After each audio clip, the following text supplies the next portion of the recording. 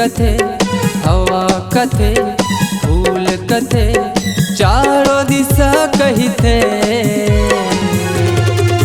मोर देश के धड़कन में भारत माता रही थे।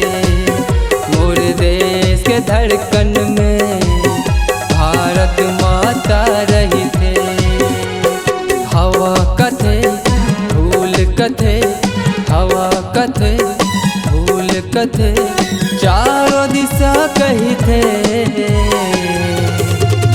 मोर देश के धड़कन में भारत माता रही थे।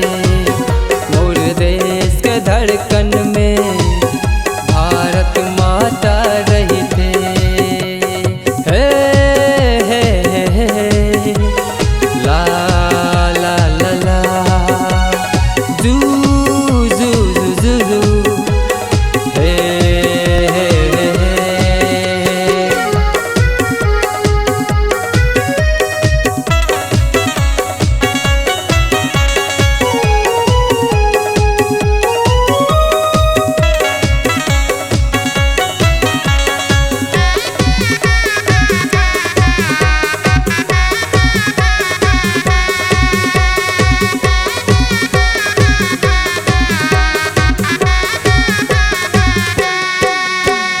बिंदिया तोरे चमकत हवै सूरज लाली दिखे।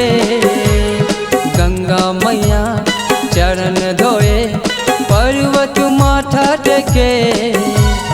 बिंदिया तोरे चमकत हवै सूरज लाली दिखे। गंगा मैया चरण धोए पर्वत माथा टेके। मोर देश के धड़कन में भारत माता रही थे। मोर देश के धड़कन में भारत माता रही थे। हे हे हे हे ला ला ला ला जू जू जू जू हे हे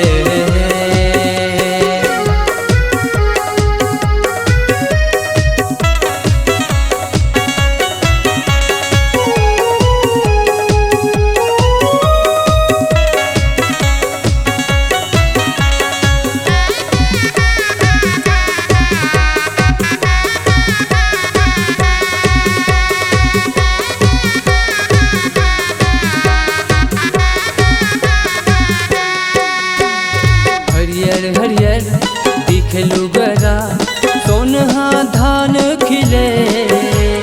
गंगा जमुना महानदी तोर गोदी माँ मिले। हरियर हरियर दिखलू गरा सोनहा धान खिले। गंगा जमुना महानदी तोर गोदी माँ मिले।